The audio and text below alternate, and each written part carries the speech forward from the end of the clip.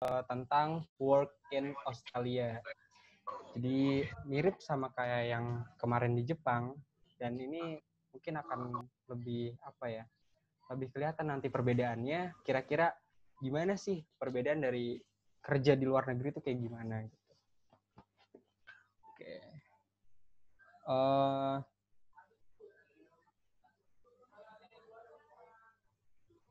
Sip.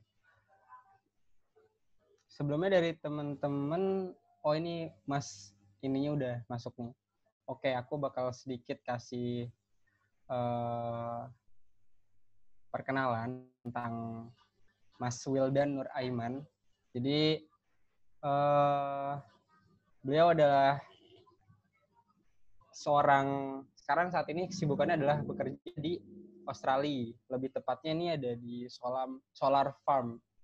Jadi solar farm pembangkit listrik tenaga surya. Cuman karena di Indonesia itu belum terlalu banyak, sedangkan di Australia itu udah banyak ya, karena mungkin anginnya beda di Indonesia dan di sana. Jadi kita akan sharing-sharing nih, kira-kira gimana sih pembangkit listrik di sana tuh kayak gimana, dunia pekerjaan di Australia kayak gimana, gitu. Mungkin dari teman-teman juga yang dari sini yang ada yang dari lulusan Undip ya. Saya sendiri dari Undip. Nah ini Masnya juga alumni Undip. Beliau ini dari Ketua BEM FKM Undip tahun 2017. Dan beliau adalah most active student from Faculty of Public Health di Diponegoro University. Oke, langsung aja kita panggil. Halo Mas Wildan. Ya, halo Bray.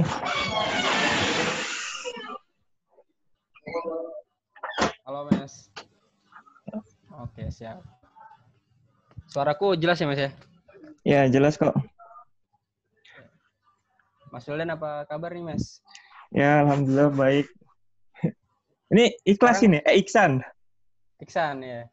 Ya, ya aku Iksan. Saat ini Masnya lagi di Australia atau lagi di Indonesia nih Mas? Ya, masih di Australia kok. Masih di Australia? Ya, kebetulan kan lagi lockdown. Nanti kalau pulang ke Indo nggak bisa balik lagi ke Australia. Makanya nunggu Corona selesai baru balik ke Indo. Oke, siap. Kemudian, nah untuk saat ini kira-kira gimana Mas kesibukannya? Kerjanya work from home atau tetap offline? Ya, ya kalau kerja kayak kerja biasa gitu. Kita datang ke perusahaannya, terus kita kerja kayak biasa. Karena memang corona di Australia itu nggak separah seperti di negara-negara lain gitu. Jadi mereka bisa menghandle lebih baik, sehingga kayak nggak terjadi apa-apa gitu, hampir nggak terjadi apa-apa. Cuma beberapa kota aja yang bermasalah. Iya, normal. Normal, oke, siap. Oke, nanti dari sini pokoknya nanti kita akan dipandu sama saya. Kemudian nanti Mas Wildan sebagai pematerinya akan menceritakan bagaimana kisahnya, perjuangannya dari awal, motivasinya, kenapa dia mau kerja di luar negeri, kemudian alurnya gimana biar bisa kerja di luar negeri, di Australia terkhususnya ya, sampai nanti mungkin dunia kerja di sana itu seperti apa. Oke Mas Wildan, mungkin langsung aja nih Mas ya. Mungkin boleh perkenalan lagi Mas. Mungkin Masnya asalnya dari mana, mungkin teman-teman pengen tahu gitu. Sama langsung nanti masuk ke materi aja. Ya, siap. Saya persilahkan. Ya, bismillahirrahmanirrahim. Assalamualaikum warahmatullahi wabarakatuh. Waalaikumsalam. Selamat sore teman-teman semua. Ya, selamat sore waktu Indonesia dan selamat malam waktu Australia. Suara saya kedengaran jelas nggak? Jelas Mas, jelas banget. Jelas ya. Jelas Kak. Ya, jadi perkenalkan, nama saya Wildan Nur Aiman, biasa dipanggil Wildan. Saya alumni Fakultas Kesehatan Masyarakat Universitas Diponegoro, angkatan 2014, asli Jakarta, dan saat ini sedang bekerja di Australia gitu. Nah, tadi kan ditanyakan gitu sama moderator, apa sih motivasinya bekerja di Australia seperti itu. Nah, untuk bekerja di Australia sendiri memang begitu lulus itu ada sebuah pertanyaan besar gitu. Mungkin teman-teman yang saat ini masih kuliah juga memiliki pertanyaan besar gitu, mau kemana gitu habis lulus. Waktu itu sempat diskusi sama temen, dan kalau lulus mau kemana gitu, pilihannya cuma 2 gitu. Dia udah nawarin gitu, kalau bukan jadi abdi pemerintah, kita jadi budak korporasi katanya. Terus saya bilang, enggak gitu, kayaknya saya nggak mau dua-duanya gitu, saya pengen jadi orang merdeka gitu. Nah, kemudian baca-baca di internet dan lain sebagainya, sampai ketemulah sebuah program ini memang dari pemerintah Australia, kita diberikan kuota untuk bisa bekerja di Australia seperti itu. Nah, ini menarik gitu. Mengapa? Karena dari namanya aja udah menarik gitu. Namanya Working and Holiday Visa gitu. Kita bekerja sekaligus berlibur di Australia. Nah, kalau kita melihat Australia itu kurang lebih hampir sama kayak Indonesia gitu. Cuma perbedaannya, alamnya sama-sama indah dan lain sebagainya gitu. Wilayahnya luas, walaupun lebih luas Australia. Bahkan bisa dikatakan Australia ini adalah sebuah benua gitu, karena saking luasnya. Nah, yang menarik adalah Australia itu negara maju dan Indonesia negara masih berkembang seperti itu. Itu menjadi pembeda. Dan menjadi pembeda juga ketika kita mencoba melamar pekerjaan. Kalau di Indonesia kan negara berkembang, kita banyak calon pekerjanya gitu, tapi lapangan pekerjaannya sedikit. Berbeda sama negara maju. Kalau negara maju itu lapangan pekerjaan banyak, tapi calon pekerjanya sedikit gitu. Jadi mereka ada yang udah buka lowongan banyak, tapi yang daftar masih sedikit seperti itu. Karena memang calon pekerjanya sedikit. Dan makanya itu banyak banyak lowongan-lowongan yang bisa kita isi gitu untuk bisa masuk ke Australia seperti itu. Nah, untuk Australia sendiri, Australia kan bukan sebuah negara yang bebas visa gitu, seperti Singapura. Kalau kita pengen masuk Singapura, kita masuk aja, nggak usah pakai visa apa-apa gitu, langsung terserah mau belajar atau apa gitu. Tapi kalau misal di Australia, kita harus memiliki visa ketika kita ingin masuk ke sana. Dan visa itu tergantung dari tujuan kita. Apakah kita pengen belajar, visanya student, kemudian pengen bekerja, namanya visa working and holiday visa, dan lain sebagainya gitu. Nah, saya menggunakan visa working and holiday visa. Visa ini kita bisa bekerja selama 1 tahun di Australia dan kita bisa perpanjang selama 3 tahun di Australia.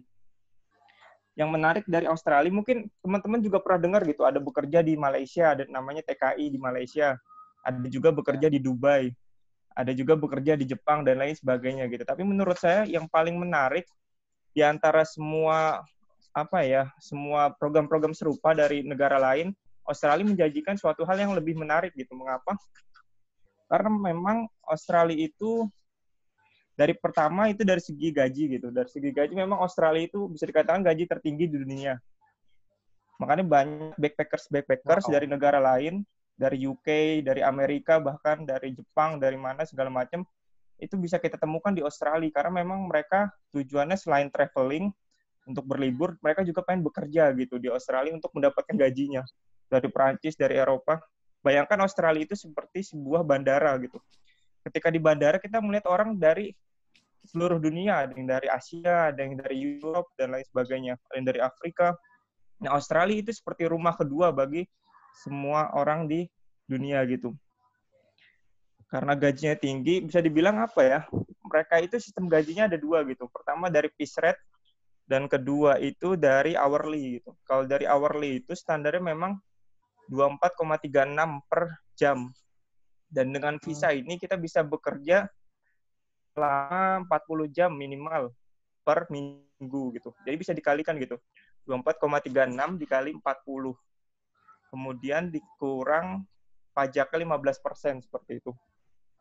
Nah, kalau kita pakai currency $1 Australia setara 10.000, bahkan lebih sekarang. Oh, ini ada limit time ya.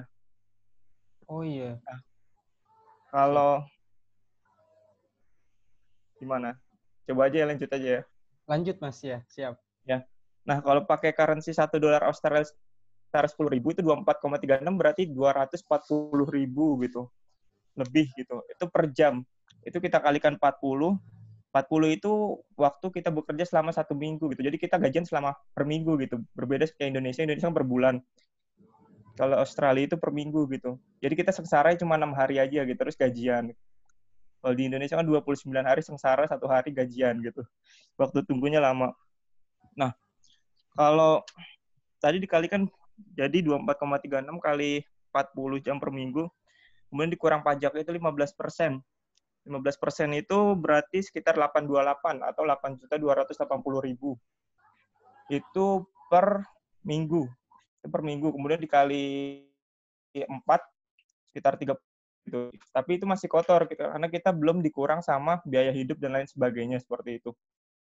Itu wah banget gitu. Karena memang berkali-kali lipat dibandingkan gaji di Indonesia. Bahkan di negara maju pun masih lebih tinggi Australia seperti itu.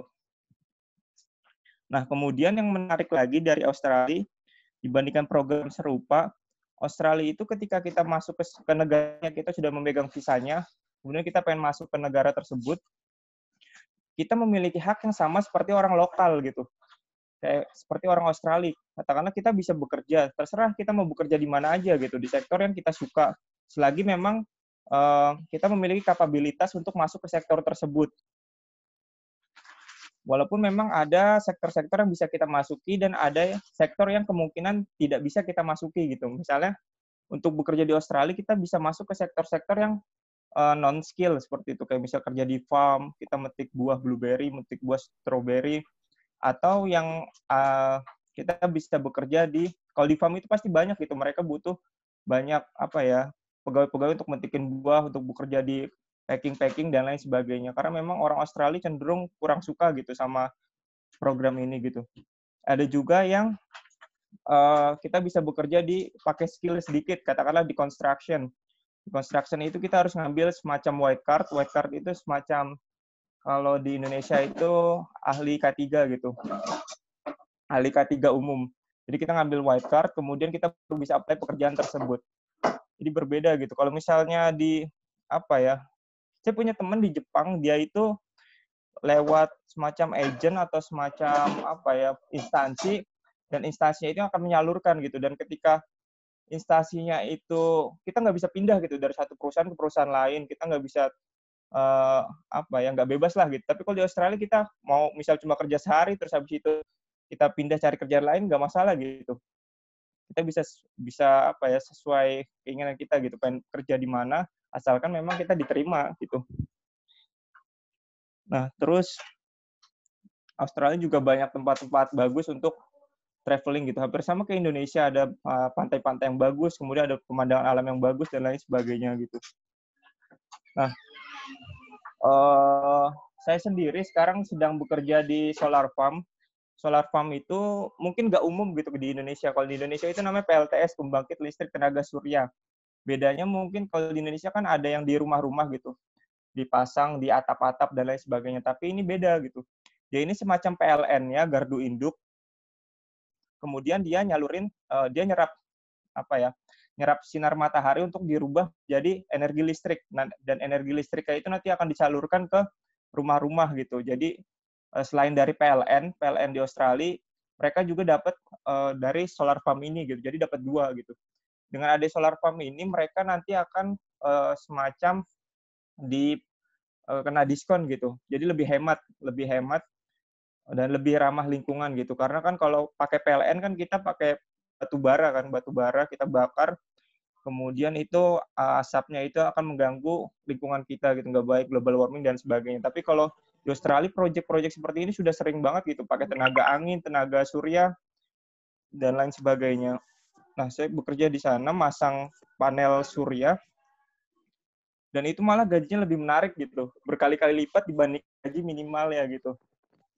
Nah, seperti itu sih. Nah, kalau teman-teman pengen tahu gimana sih cara dapetin visa ini, paling nggak teman-teman harus punya visa ini, baru nanti teman-teman bisa pergi ke Australia. Nama visanya tadi Working and Holiday Visa. Nama visanya itu Working and Holiday Visa. Terus, dan setiap tahun itu ada kuotanya gitu, jadi nggak semua orang bisa apply. Kuotanya itu, dulu itu 1.000 per tahun. Tapi sekarang udah diperbanyak jadi 4.000 per tahun seperti itu. Ini udah cukup banget gitu. Mencukupi dari kebutuhan orang-orang di Indonesia yang pengen kerja di Australia seperti itu. Dan untuk bisa mendapatkan visa WHP ini kita harus punya SRPI gitu. Surat Rekomendasi Pemerintah Indonesia. Nah, surat rekomendasi pemerintah Indonesia ini ada persyaratannya. Tadi yang aku kirim itu, Iksan, yang apa namanya, picture warna biru. Boleh ditampilin? Oke, sebentar Mas. Ya. Sebentar.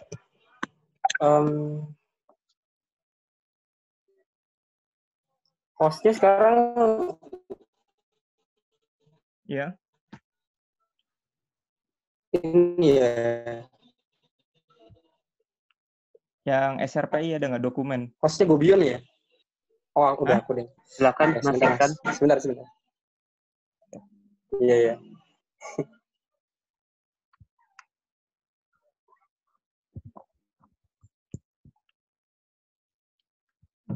Yang mau nanya nanti di chat ke moderatornya aja, nanti aku selipin sambil jelasin gitu.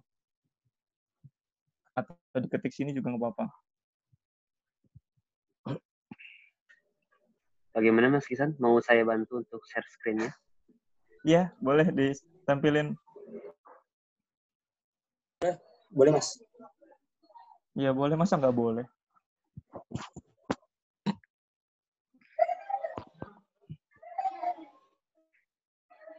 Silakan Mas. Mau. Sepertinya ini agak... Mana?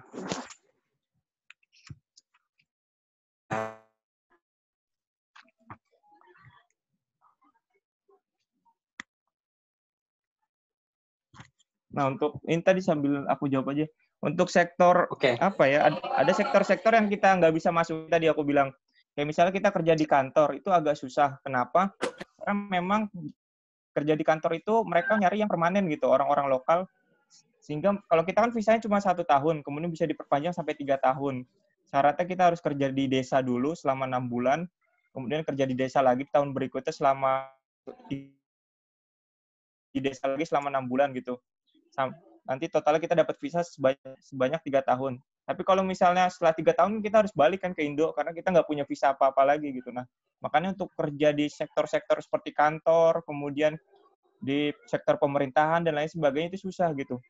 Untuk dokter pun agak sulit karena kita harus punya standar mereka gitu. Kita harus ngambil S1 atau S2 di Australia gitu. Mereka nggak mau standar dari negara lain karena memang standar mereka udah maju.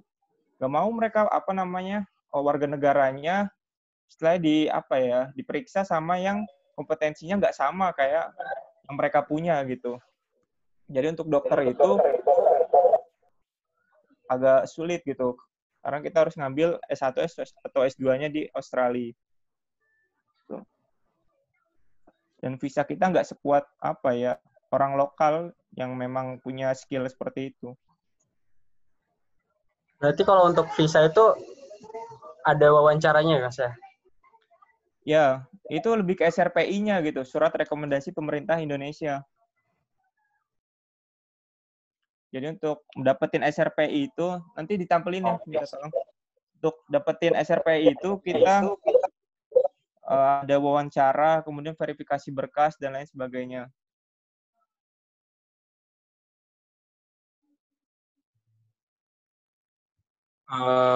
Mas Maul, bagaimana?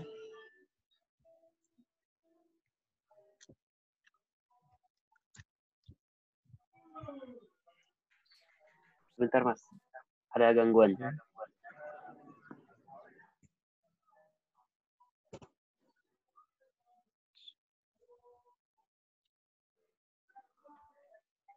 gitu sih. Berarti kira-kira untuk yang kerja di Australia sendiri dari Indonesia itu sebenarnya banyak ya Mas ya di sana? Ya, udah cukup banyak sebenarnya gitu. Jadi kalau misalnya kita main ke Sydney, ke Melbourne, kemudian kota-kota besar itu pasti ketemu sama orang Indonesia gitu. Walaupun nggak sebanyak kayak orang dari Cina, Taiwan gitu-gitu. Yang visanya lebih kuat daripada kita. Orang Perancis, mereka nggak ada kuotanya malahan. Jadi siapapun bisa masuk. Iya. Yang biru ada nggak? Background biru. Oh, yang ini nih. Nah, ya itu dokumen persyaratan. Minta tolong di Zoom ya. Bisa nggak? Nah, itu teman-teman kelihatan nggak? Nah, untuk persyaratannya itu bisa teman-teman baca di sana. Itu memang kita diminta untuk memiliki IELTS. Untuk memiliki IELTS itu minimal 4,5. Dan nggak sembarang IELTS, jadi cuma lembaga-lembaga yang memang diakui kayak IDP, kemudian BC gitu. IELTS 4,5 nggak susah kok gitu. Karena memang sebatas conversation, nggak harus akademik, kita juga bisa ngambil yang general training. Dan foto, kemudian SKCK, minimal Polda. Polda itu berarti harus di kota besarnya gitu. Kemudian itu yang agak sulit lagi, surat keterangan bank minimal 5.000 AUD atau setara 50 juta rupiah gitu. Itu mungkin berat menurut teman-teman. Karena memang alasan mereka nyantumin ini jangan sampai kita jadi gelandangan ketika sudah sampai di Australia. Paling nggak kita punya modal. Nah, untuk 50 juta sendiri sebenarnya bisa kita akalin gitu. Kayak misalnya kita minjem tetangga kita atau minjem orang tua kita, kemudian kita endapin selama 1 hari uangnya di bank atas nama kita, kemudian kita bikin surat yang menyatakan bahwasanya kita punya uang sebanyak 50 juta di bank atau 5.000 AUD. Nah, kemudian setelah suratnya jadi, kita balikin uangnya gitu ke tetangga kita, ke orang tua kita, ke siapa gitu. Nah, kayak gitu. Jadi nggak mesti kita punya 50 juta, paling nggak kita punya modal untuk Australia. Memang Australia itu cukup mahal untuk biaya hidup dan lain sebagainya. Itu syarat untuk dapetin SRPI. Jadi, untuk pembukaan SRPI sendiri itu biasanya 2 kali dalam setahun. Nanti teman-teman bisa cari aja, buka di Google, namanya SRPI WHV. SRPI Working and Holiday Visa. Nah, itu periode pertama itu Februari atau Maret, atau yang kedua itu Juli atau Agustus gitu. Agustus atau September. Ini belum buka sih yang periode ini. Sistemnya masih maintenance. Nah, nanti kalau misalnya udah buka, nanti teman-teman bisa lihat di kalian follow aja namanya Ditjen Imigrasi tadi yang Instagram ya. Tadi coba lihat Instagram yang Ditjen Imigrasi. Nanti mereka akan share info di sana gitu. Nah, itu ada juga highlight tentang working holiday visa, teman-teman buka. Nanti biasanya mereka akan ngasih tahu kapan pembukaannya SRPI. Nah, ketika katakanlah pembukaannya itu tanggal berapa ya? Misal 20 September. Nah, nanti 1 minggu atau 2 minggu sebelumnya akan dikabari gitu melalui Instagram itu tentang kapan pembukaan SRPI untuk pergi ke Australia gitu. Dan kita harus siap berkasnya sebelum SRPI itu dibuka, karena nanti ketika website-nya dibuka, kita akan milih tanggal wawancara, kemudian kita juga harus upload berkas-berkas tadi yang sebanyak berapa itu, 7 atau 8 itu. Nah, yang sulit itu kita ngerebutin kuotanya kan tadi 1.000 atau 4.000 tadi per tahun. Kalau saat ini 4.000. Nah, itu karena yang daftar itu jauh lebih banyak, bisa jadi 6.000 atau 10.000. Orang Indonesia banyak yang pengen kerja di Australia gitu. Nah, makanya disiapin dari sekarang berkasnya kalau teman-teman pengen pergi ke Australia, sehingga nanti ketika sudah buka pendaftarannya, teman-teman tinggal upload berkas-berkasnya aja gitu. Dan kita nggak perlu agent apa-apa gitu. Kita cukup tahu info-infonya aja dari Ditjen Imigrasi. Kemudian ada juga grup Facebooknya Working Holiday Visa. Tuh, jadi nggak perlu pakai agent, kita apply sendiri, upload sendiri. Nanti juga ada medical check up. Nah, medical check up ini perlu karena Indonesia itu dianggap mereka adalah kita penyumbang penderita TB terbanyak nomor 2 atau berapa gitu di Asia. Nah, makanya kita diwajibkan medical check up untuk mengetahui ada apa enggak tuberkulosis di dalam paru-paru kita gitu. Dan medical check up nggak bisa di sembarangan rumah sakit, Kak. Cuma di rumah sakit yang memang sudah ditunjuk sama pemerintah Australia, kayak misalnya di Jatinegara, kemudian di Bintaro, kalau di Jakarta, kemudian di Bali, di Semarang, dan lain sebagainya gitu. Jadi di kota-kota besar ada medical check up, baru habis itu kita lodge visa ke AFAC gitu. Jadi kita habis kita dapat SRPI, kemudian kita udah medical check up, kita masukin berkas-berkas itu ke AFAK gitu. AFAK itu semacam apa ya, semacam lembaga yang memang menyalurkan visa kita ke luar negeri gitu.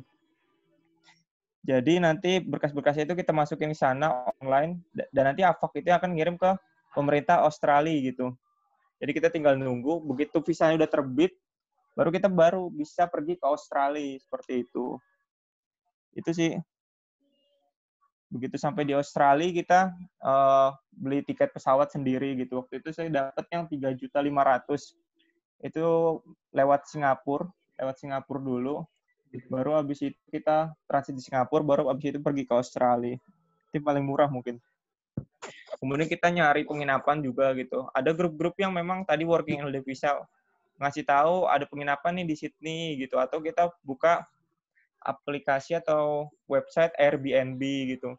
Kita sudah booking dulu sebelumnya, sebelum kita mau tinggal di kota apa atau wilayah apa gitu. Pastikan kalau misal teman-teman pergi ke Australia, teman-teman apa ya, memang pergi ke wilayah yang strategis, yang ada pekerjaannya gitu, sehingga nanti teman-teman nggak nganggur lama gitu. Nah, itu sih dari saya. Kalau sampai sini ada pertanyaan, monggo. Oke, sih. Ini ada beberapa pertanyaan nih, Mas. Mungkin saya bacain aja ya. Ya. Untuk yang medis tadi udah. Terus ini ada dari Dava Noval. Hai, Mas. Berarti untuk pekerja teknik masih diizinkan ya, Mas? Saya lulusan teknik pembangkit energi. Ya. Ya, jadi kalau teknik itu ada gitu. Ada cukup banyak. Kayak misalnya di construction, tadi saya juga bisa apply. Nah, PLTS ini juga termasuk pekerjaan teknik gitu, karena memang kita ngerjain apa ya, construction bangunannya gitu. Nah, banyak kalau teknik, tapi kalau misal pengen lebih khusus, kayak misalnya kita pengen ngambil teknik apa ya, bangun rumah, arsitek atau apa, itu ada lagi, kita harus ngambil semacam short course, cuma misalnya 1 bulan atau berapa hari, baru habis itu kita bisa apply pekerjaannya gitu. Kalau teknik masih bisa gitu. Berarti sebenarnya kalau di perusahaan Australia itu untuk latar belakang background pendidikan sendiri itu penting nggak sih, Mas? Sama kesesuaian pekerjaan yang akan ditawarkan. Ya bisa dibilang apa ya, kurang penting, nggak penting sih. Dalam artian karena memang kalau kita pengen ngambil sesuatu hal yang memang skill, job yang membutuhkan skill, kita harus ngambil sertifikasi mereka dulu gitu. Dan kalau kita pengen ngambil sertifikasi mereka, kan kita harus apa ya, paling nggak lulus tesnya dulu. Ya, training dulu. Jadi kita kayak ibaratnya setelah sampai Australia, kita mulai lagi dari nol gitu. Mereka nggak ngeliat latar belakang kita. Selagi kita punya sertifikasi mereka, itu udah cukup gitu. Kayak misalnya saya background-nya kesehatan masyarakat gitu, tapi kerjanya saya malah kerja teknik elektro, campur teknik elektro, seperti itu. Itu kan nggak masuk akal gitu. Kalau misalnya kita melihat kembali ke latar belakang pendidikan gitu. Yang penting punya mereka. Ya. Iya. Oke. Berarti untuk dari perusahaan sendiri itu oke ya? Atau nanti akan memberikan pelatihan sendiri gitu? Oke, training gitu aja ya, gitu. Iya, nanti di perusahaan juga ada trainingnya, tapi paling nggak kita udah punya sertifikasi mereka sebelumnya gitu. Kalau di perusahaan kayak standar mereka lah gitu. Siap. Ini ada pertanyaan selanjutnya dari Anin. Kota-kota yang banyak membutuhkan pekerja bisa disebutkan di mana saja, Mas? Iya. Jadi tergantung ya, teman-teman pengen ngapain dulu gitu. Kalau misalnya teman-teman pengen ngamanin second year atau tahun kedua, teman-teman harus kerja di pedesaan gitu. Pedesaan di Australia, ya, yang mana pekerjaannya juga pekerjaan-pekerjaan tertentu. Kayak misalnya kerja di farm, kita metik buah atau jadi packing. Baru kita bisa ngamanin tahun kedua gitu. Kalau misalnya kita kerja di outback atau desa itu selama 3 bulan untuk dapetin tahun kedua. Nah, makanya kalau misal pengen ngamanin itu dulu, teman-teman pergi ke desa gitu. Ya misalnya saya kerja di daerah Dabo. Dabo itu sekitar 5 jam dari Sydney. Itu termasuk apa ya, pelosok juga. Orangnya nggak begitu banyak di sini. Bang cuma 2 juta atau berapa gitu. Nggak sampai 2 juta, cuma berapa puluh ribu gitu. Karena total penduduk Australia kan cuma 21 juta. Nah, kalau pengen kerja di desa, sedikit ya? iya dikit banget. Sementara luasnya itu 3 kali lipat gitu. Luasnya 7 juta kilometer kalau nggak salah gitu. Sementara Indonesia 2 juta kilometer. Seperti itu. Oke, siap. Kalau misalnya pengen dapat pekerjaan banyak di kota, kayak misalnya Sydney, Melbourne, dan lain sebagainya, itu pasti ada kerjaan. Oke. Oke, selanjutnya ada yang mau bertanya, tapi mau open mic nih katanya. Ya. Boleh deh, silakan dari Aminah, open mic. Oke. Terima kasih ya, Kak. Dari tadi kan Bang Wildan banyak cerita. Terima kasih juga ilmunya. Terus Mina mau tanya nih, Bang. Dari tadi kan Mina cuma dengar tuh hal-hal yang positif gitu, cerita-cerita enaknya aja.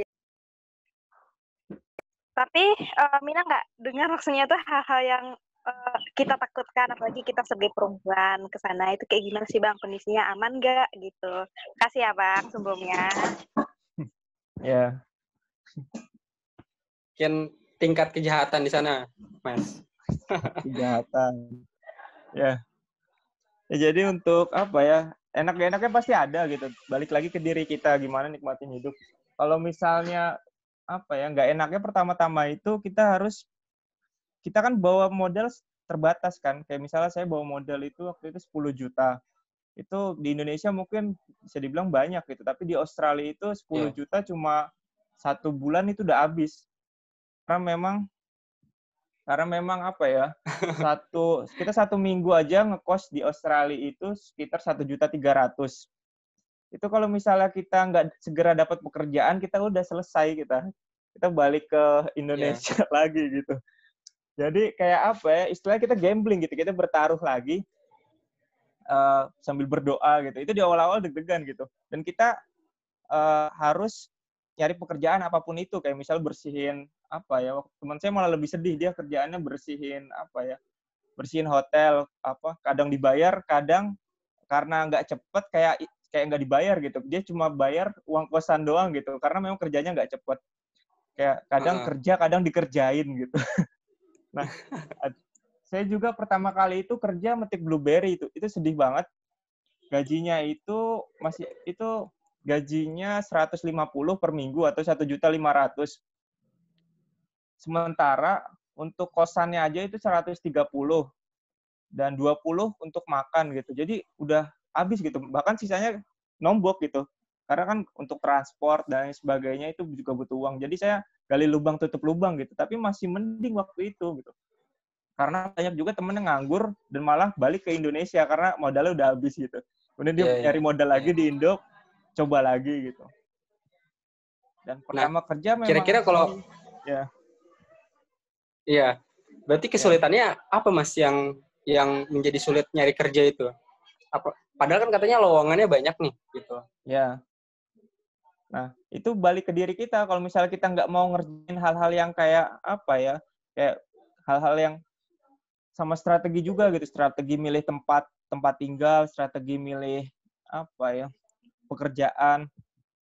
Kalau misalnya kita mau ngerjain apa aja, sebenarnya ada aja kerjaannya. Kayak misalnya kita mau nyuci piring di restoran, itu pasti ada aja gitu. Kita nyebar CV, nyebar resume ke restoran-restoran.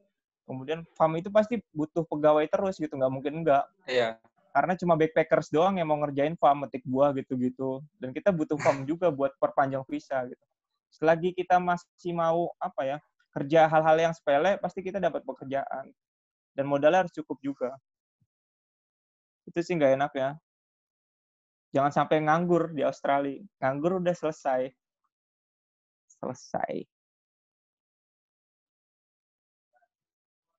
Tuh. Boleh tanya lagi nggak, Bang? Iya boleh, masa nggak boleh? Boleh. Gini, Bang. Tadi kan udah dijawab, makasih banget ya, Bang. Terus mau nanya lagi. Awal Abang di sana itu kayak gimana sih? Ada terbentur sama budaya atau kayak bahasa? Ada nggak kayak penyesuaian diri kayak gitu ceritanya? Iya. Tadi belum ada dengar gitu. Makasih, Bang. Iya. Dipanggil Bang jadi inget Abang Somai. Ya. Ya. Jadi untuk apa ya, penyesuaian budaya pasti ada pertama-tama gitu. Kayak misalnya ini agak lucu dan agak aneh juga sih kalau dibawa.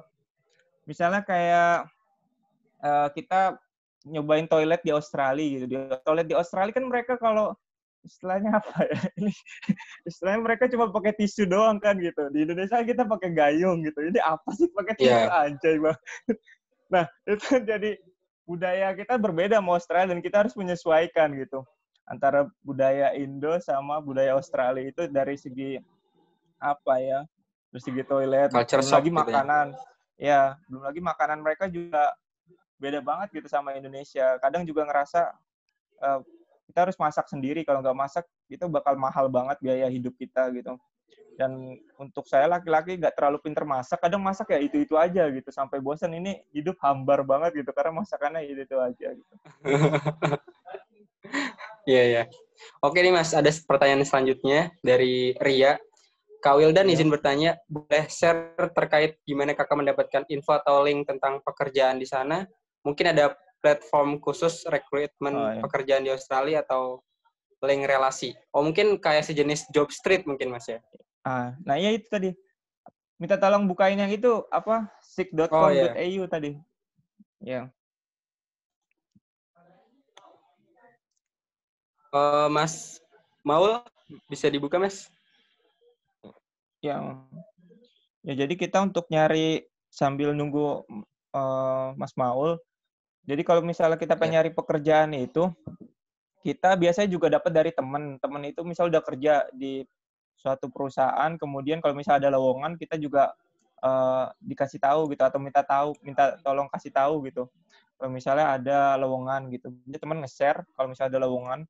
Atau tadi di grup WHV namanya, di Facebook. Kita aktifnya di Facebook, karena Australia itu juga aktif di Facebook gitu. Jadi kita menyesuaikan. Yang bukan yang seek.com.au. Di Google coba buka. Atau, ya. Nah, atau itu kita tadi pertama di grup Facebook ngasih tahu ada info lowongan, atau kita nyari sendiri di grup Backpackers Australia gitu. Kita nyari sendiri. Atau tadi ada aplikasi namanya seek.com.au. Nanti kita coba sama-sama gimana cara apply-nya. Di sana itu di website-nya itu kita misal pengen nyari pekerjaan apa, construction. Itu udah jelas gitu, ada mau nyari di state apa, di kota apa, kemudian nanti muncul gitu. Pekerjaan construction banyak banget. Dan kita menyesuaikan mana yang bisa kita masuki gitu. Karena kita nggak mungkin kita ngambil manager atau supervisor baru-baru, kita nggak punya pengalaman apa-apa gitu. Atau nyari farm juga ada di seek.com.au. Itu masih satu platform, ada lagi platform lain gitu. Jadi terlihat ngopi apa? apa itu? Ya. itu. Sudah terlihat belum? Itu sih. Sudah terlihat belum ya? Belum. Belum Mas, belum. Ya kayak gitu sih. Kita nyari sendiri pekerjaannya. Ya. Silakan Mas Ihsan. Bentar, ini hostnya yang Setiawan Iksan nih.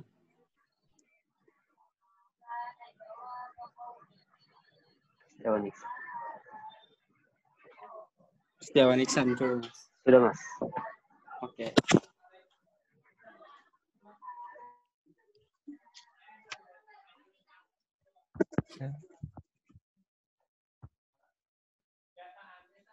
Oh, yang Iksan maksudnya. Oke, Mas, ini kita lanjut ke pertanyaan selanjutnya dulu sambil nunggu hostnya ke Iksan. Dari pertanyaan dari Gobion ini, apakah Mas Wildan pernah merasakan homesick, dan homesick seperti apa yang pernah dirasakan? Dan bagaimana Kak Wildan menangani homesick tersebut? Ya, jadi apa ya? Homesick pasti ada gitu. Semakin lama kita tinggal di Australia, pasti semakin kita ada rasa pengen balik gitu. Walaupun Australia itu luar biasa, bagus, tertib negaranya, semuanya jelas. tapi pasti ada kerinduan gitu sama Indonesia gitu. Karena memang di Indonesia lah tempat kita tinggal kan, tempat kita dibesarkan gitu. Kayak homesick misalnya kayak tadi, nah ini aplikasinya. Nah, kita masuk ke sini aja dulu ya, ke aplikasi Oke, boleh deh. pekerjaannya. Nah, coba ketik construction di Watt-nya itu.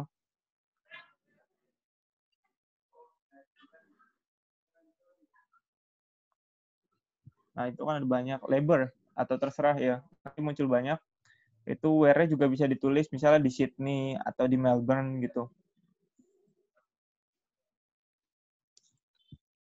Nah, itu. Itu ada banyak banget. Klik salah satu aja sih. Coba cari. Kemudian di scroll ke bawah itu ada banyak banget kerjaan yang bisa kita ambil. Yang jelas bukan project manager gitu, karena kita harus punya pengalaman banyak. Full-time construction labor. Nah, itu bisa coba full-time construction labor. Kalau untuk awal-awal kita bisa ngambil yang labornya gitu, atau buruhnya. Nah, itu loading. Nah, itu ada deskripsinya, tugasnya. Nah, itu kan apa ya? Persyaratannya minimal memiliki 3 tahun pengalaman di construction labor atau memiliki Australian Work Strike. Work Strike itu kayak misalnya tadi white card gitu. White card itu gampang banget bikinnya, cuma $50 atau 500.000. Kemudian pengalaman minimal 3 tahun itu bisa dipalsu gitu. Saya pun dapat pekerjaan ini bisa dibilang saya palsu gitu. Dan mereka percaya aja. Kayak saya bilang saya punya pengalaman di Australia sebagai panel installation di mana gitu, dan mereka karena memang mereka nggak bisa mencari kebenaran atas apa yang saya katakan itu, karena memang sudah bukan bagian mereka, makanya mereka percaya gitu, dan saya sangat meyakinkan gitu kalau ketika menjelaskannya gitu. Makanya oh ya, di IELTS itu kan juga kita diajarin tentang make a story tentang membuat cerita. Kalau misalnya ada pertanyaan apa, kita buat cerita gitu segala macam. Nah, untuk pekerjaan solar farm juga saya bisa dibilang ini saya make a story gitu. Ketika ditanya tugasnya ngapain aja gitu buat untuk instalasi solar farm gitu. Karena sebelumnya saya udah research sendiri, kemudian saya tahu, kemudian saya jelaskan gitu, dan mereka percaya gitu. Atau ketika kerja di food processing waktu itu di pabrik daging, waktu itu kayak misalnya dia mengolah daging dari kambing menjadi makanan yang dijual di supermarket dan lain sebagainya gitu. Mereka nyari tukang sembelih waktu itu awal-awal. Dan saya bilang punya pengalaman di Indonesia gitu. Berapa tahun? Saya bilang 3 tahun. Kemudian gimana prosesnya di Indonesia sembelih ya, saya ceritain gitu kalau kayak lagi kita kurban gitu kan. Tapi bedanya di pabrik waktu itu saya bilang. Pabriknya juga ngarang saya di Bogor gitu, pabrik terbesar di Indonesia. Prosesnya gimana? Nanti ada orang megangin sapi atau kambingnya gitu, kemudian kita sembelih gitu, nggak ada yang nge-stand, nggak di-strum dulu kayak di Australia, beda gitu. Jadi ngarang aja gitu, dan mereka percaya. Luar biasa ya. Kayak ini untuk aplikasinya. Ya, nah itu ada gajinya nih, juga tuh. Gajinya berapa itu? 55. Ya, 55K. 550 juta per tahun tapi itu. Gila. Ya. Oke nih. Next pertanyaan nih Mas ya.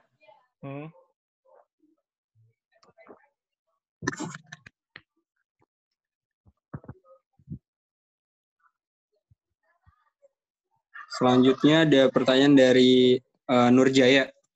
Maaf Mas, izin bertanya, motivasi terbesar Mas Wildan untuk bekerja di Australia itu apa ya? Padahal di sana butuh modal yang lumayan gede, begitu. Terima kasih banyak sebelumnya Mas.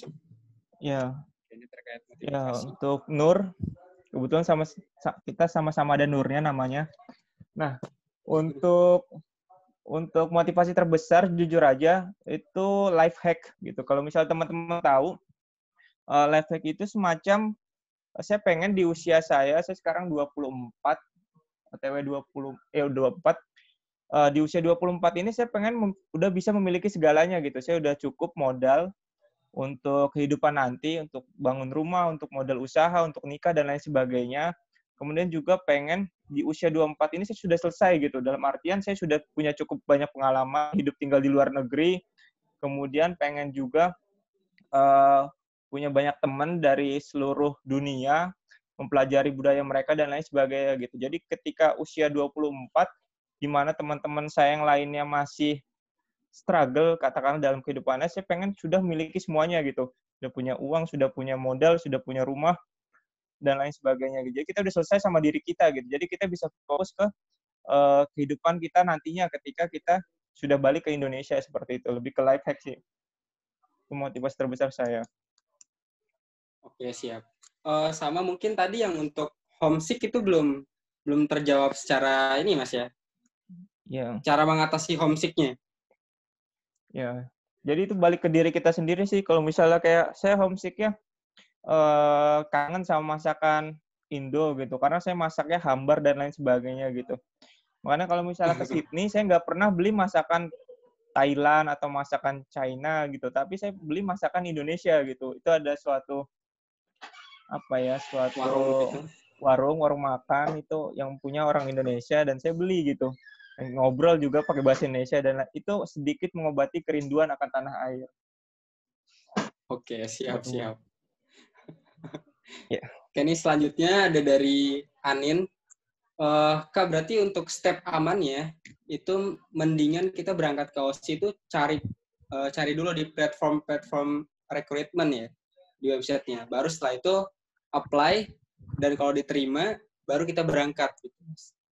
Nah, ya Amannya cuma mungkin gitu kali Mas ya. ya itu amannya cuma kita ketika itu bisa diterapkan kalau kita udah pernah ke Australia sebelumnya atau tahun kedua katakanlah gitu.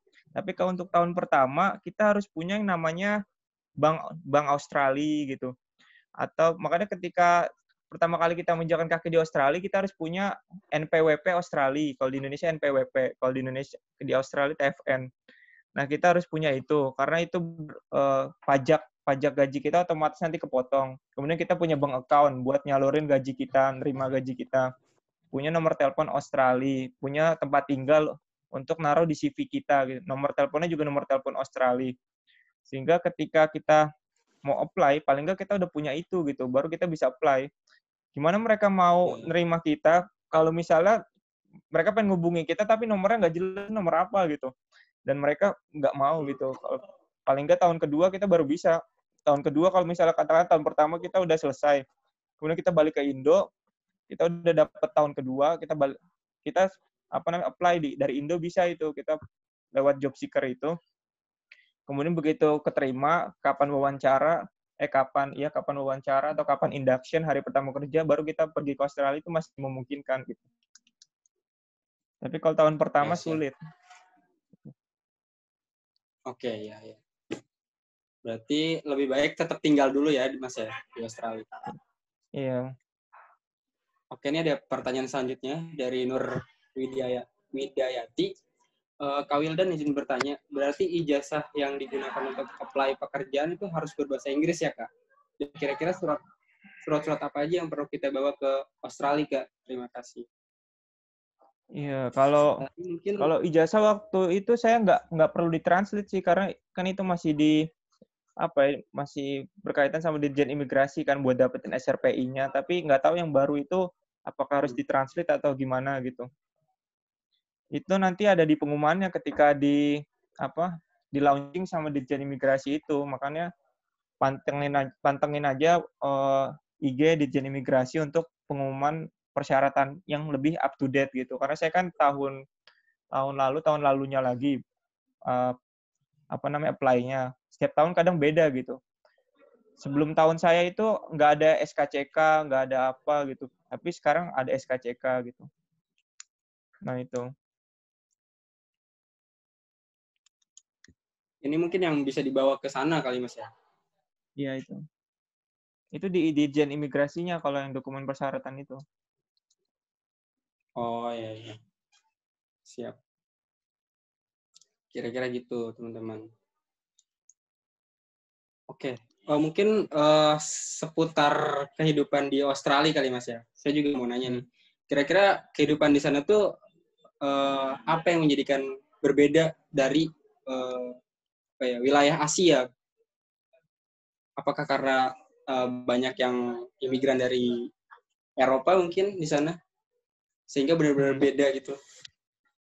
Lebih ke kehidupan di sana sih. Ya.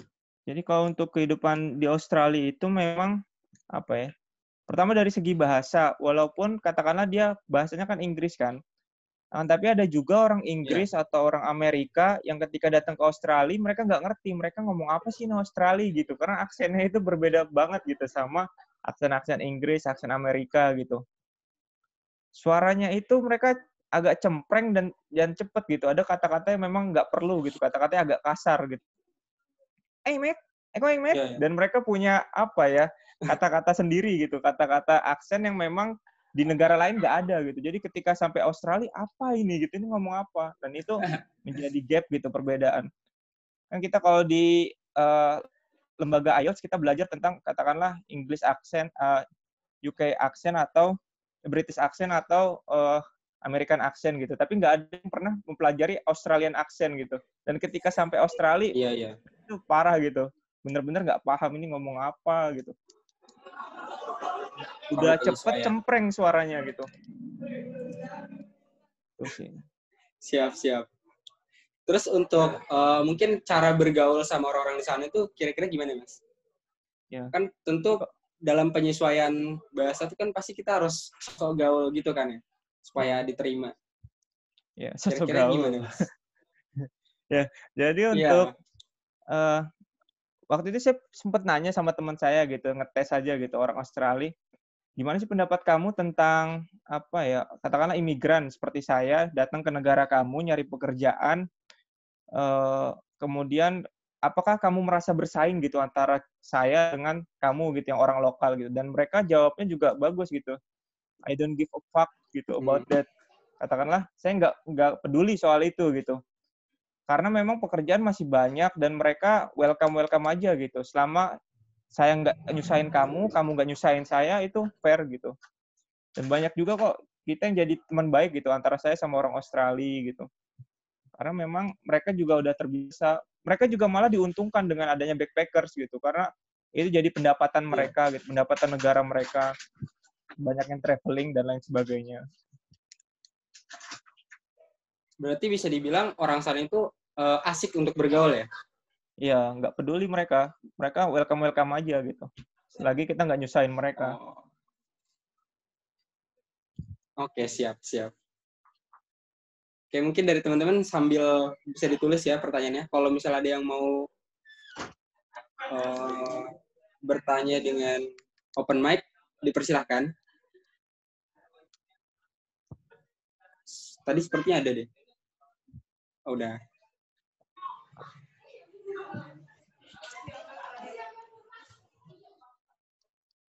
Nah, mungkin selanjutnya kalau kita bandingin sama selain dari gaji kali Mas ya.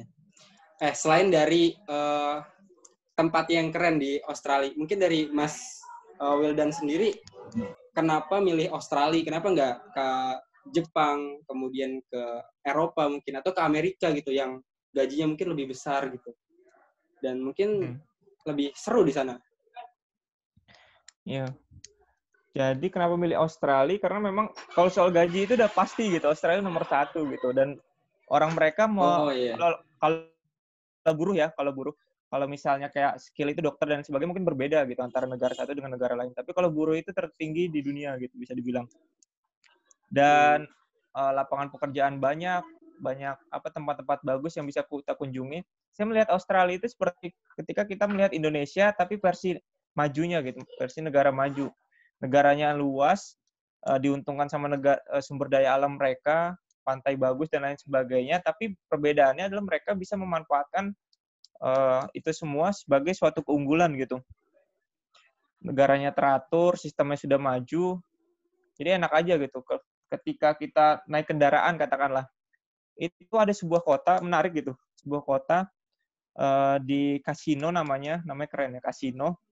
Itu penduduknya nggak terlalu banyak, tapi mereka nggak butuh namanya lampu merah gitu. Mereka nggak butuh lampu merah untuk mengatur apa ya, lalu lintas kendaraan. Waktu itu ada sempat antrian banyak gitu. Iya, perempatan itu banyak, sekitar kurang dari 1 kilometer lah itu panjangnya ngantrinya. Cuma tetap lancar gitu, ramai lancar. Itu cuma diatur sama bunderannya juga nggak begitu besar. Bayangin aja gitu, kalau misalnya kayak di Indonesia, di Jakarta, itu nggak ada lampu merah, cuma diatur sama bunderan, itu pasti banyak masalah pada berebutan dan lain sebagainya gitu. Tapi kalau di Australia, cuma diatur sama bunderan udah paham gitu, yang mana yang duluan gitu, yang mana yang kita persilahkan duluan, yang mana selanjutnya dan lain sebagainya. Mereka udah paham gitu, dan ketika kita mendarai pun juga udah paham gitu. Kita sudah secara nggak langsung kita udah paham antara sistem mereka. Kemudian kalau kita pengen ngambil bunderannya itu full, kita harus ngesen full juga gitu. Ngesen kita pengen ngambil kanan gitu. Dan walaupun jalannya itu sepi gitu. Kayak misalnya jarak antara satu kota sama kota lainnya itu sekitar 50 atau 60 kilometer. Dan itu sepi, nggak ada orang, tapi kita nggak bisa ngebut katakanlah 140 atau 150 km per jam gitu. Nggak bisa, karena memang ada kamera di mana-mana. Jadi ada kecepatan maksimal seperti 70 atau 80 atau 100. Nah, sekali kita ngelewatin batas speed itu, kita langsung kena masalah gitu. Kena denda. Dendanya juga lumayan mahal gitu, 3 juta sekali denda, atau 5 juta seperti itu, tergantung speednya. Dan semuanya teratur sih, enak. Oke, siap. Ini selanjutnya ada pertanyaan dari bagaimana kehidupan seorang muslim di sana?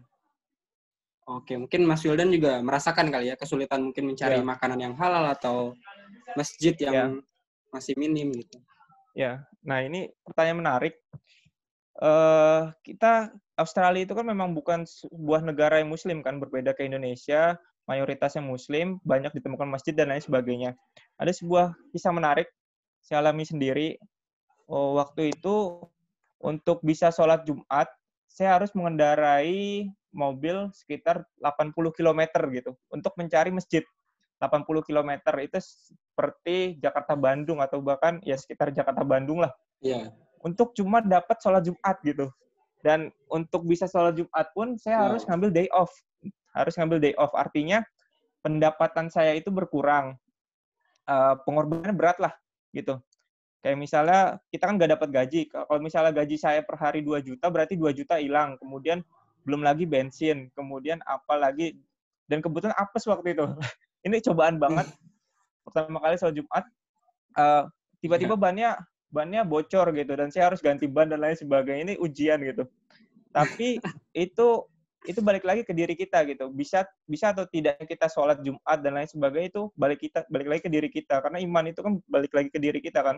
Kalau di Indonesia kita bisa sholat Jumat, kita bisa melaksanakan ibadah dan lain sebagainya, kenapa di Australia enggak gitu? Karena sama-sama bumi Allah, sama-sama kita bekerja dan lain sebagainya, apa bedanya gitu? Cuma bedanya kan balik lagi ke diri kita. Apakah kita masih mengingat Allah di setiap kehidupan kita atau enggak gitu?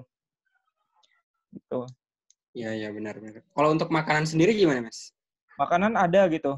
Makanan mereka ada yang memang kita di komunitas masjid itu kadang dikasih tahu daging ini halal, merek ini dan lain sebagainya. Ada juga restoran yang memang sudah mencantumkan logo halal, jadi nggak terlalu bermasalah sih.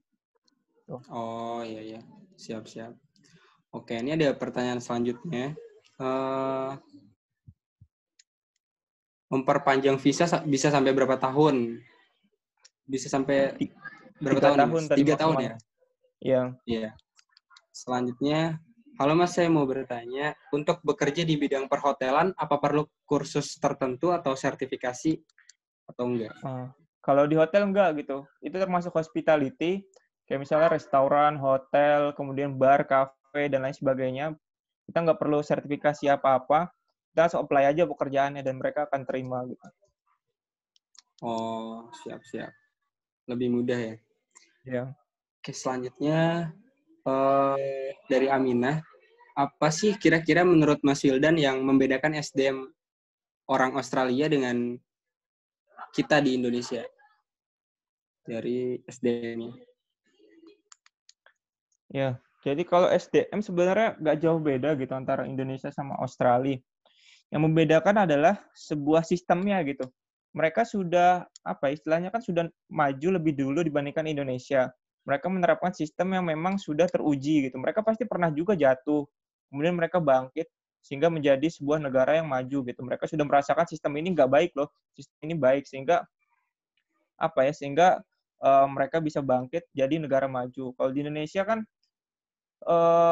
istilahnya sistemnya itu masih membuat orang yang kaya semakin kaya, yang miskin jadi semakin miskin gitu. Tapi kalau di Australia mereka yang kaya pajaknya akan lebih tinggi gitu. Sehingga pajaknya itu nanti akan dipotong, gaji mereka akan kepotong sehingga membantu mereka yang miskin gitu. Yang miskin pendapatan tertentu misal 180K per tahun. Itu di bawah itu mereka nggak kena tax gitu. Tapi kalau misalnya di atas itu tax-nya 15%, di bawah itu nggak ada tax, di atas itu ada, di atas lagi ada lagi gitu. Jadi yang nggak ada gap yang terlalu jauh antara yang miskin sama kaya gitu. Yang kaya nggak terlalu kaya, yang miskin nggak sampai melarat banget gitu. Gitu sih, lebih ke sistemnya. Tapi kalau orangnya sama aja gitu. Oke, siap. Jarang ya Mas yang di sana yang nongkrong-nongkrong main TikTok gitu nggak ada ya? Aduh, ada TikTok, tapi nggak sebanyak. Nggak banyak lah. Kalau malam itu sepi, nggak ada kegiatan apa-apa, pada di rumah gitu. Gitu sih. Oke, siap. Ini ada pertanyaan lagi dari Dava Noval. Mas tanya lagi dong, untuk modal awal berapa ya Mas dari MCU, visa dan pasportnya dan lain-lain? Nah, kalau emang di awal itu cukup banyak. Tadi untuk masukin visa itu 4.800.000. Kemudian medical check up itu 900.000. Kemudian tiket pesawat 3.500.000. Fotokopi berkas kira-kira 100.000 lah gitu, kayak bank statement gitu-gitu. Totalnya 9.300.000 atau sekitar 10 juta. Dan saya juga bawa modal waktu di awal itu 10 juta gitu. Jadi totalnya 20 juta gitu. Cukup mahal, tapi itu bisa balik modal cepat kalau misalnya kita dapat pekerjaan yang bagus gitu. Oke, siap. Sekitar segitulah ya. Selanjutnya dari Aminah lagi. Kalau boleh tahu, Mas Wildan udah berapa lama ya di Australia? Dan kira-kira kapan bakal pulang ke Indo tapi nggak balik lagi ke Australia? Gitu? Ya. Jadi kalau saya udah 1 tahun 3 bulan lah di Australia, seperti itu. Mulai itu bulan Juni tahun lalu. Kemudian rencana balik sih tadinya pengen tahun depan bulan Maret, tapi tergantung gitu, lihat situasi corona dulu. Soalnya kalau misalnya masih ada corona di Indonesia, nanti Indonesia di semacam nggak diperbolehkan untuk masuk Australia untuk sementara gitu. Karena memang Australia itu kan cuma 2 kota yang bermasalah, Sydney sama Melbourne. Sisanya udah hampir nggak ada corona gitu, cuma di 2 kota ini. Kalau misalnya dia rencananya katanya penerbangan internasional bakal dibuka bulan Maret. Tapi lihat lagi kondisi. Kalau misal udah ditemukan vaksin masih lebih baik gitu. Nanti bisa pulang, kemudian dapat vaksin, kemudian kan punya kekebalan dan lain sebagainya. Jadi masih belum tahu sih kapan pulangnya gitu. Tapi berarti rencana ke depan ini masih mau kerja dulu di Australia sampai umur berapa, Mas? Sampai tahun depan atau mau sampai tua? Waduh, sampai tua. Sampai tahun depan. Kan maksimal 3 tahun. Oh, maksimal 3 tahun. Iya. Oke. Siapa tahu mau memperpanjang lagi, Mas. Emang ada orang yang menjadikan Australia itu sebagai tujuan. Katakanlah habis visa WHV-nya kelar, mereka pengen ngambil PR atau permanent resident. Itu ada gitu. Tapi saya sendiri itu termasuk orang yang jadikan Australia itu sebagai batu loncatan aja gitu. Jadi ketika umur 24 itu atau 25 lah katakanlah, saya udah pengen punya segalanya, sudah cukup dengan diri saya sehingga bisa fokus ke impian saya gitu. Australia itu memang bagus, tapi bukan tujuan akhir saya gitu. Seperti itu. Oke. Berarti sampai tahun depan lah ya, Mas ya? Ya, tahun depan kemungkinan. Oke. Selanjutnya ada pertanyaan lagi. Apakah para imigran mendapatkan jaminan atau asuransi kesehatan yang sama seperti penduduk asli di Australia? Ya. Jaminan kesehatan.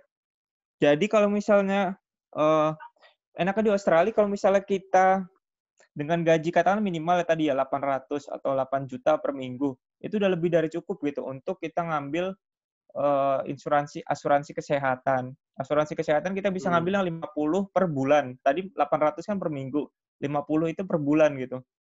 Jadi atau 500.000 per bulan. Dan itu sudah setara dengan apa ya? Hak-hak orang Australia gitu.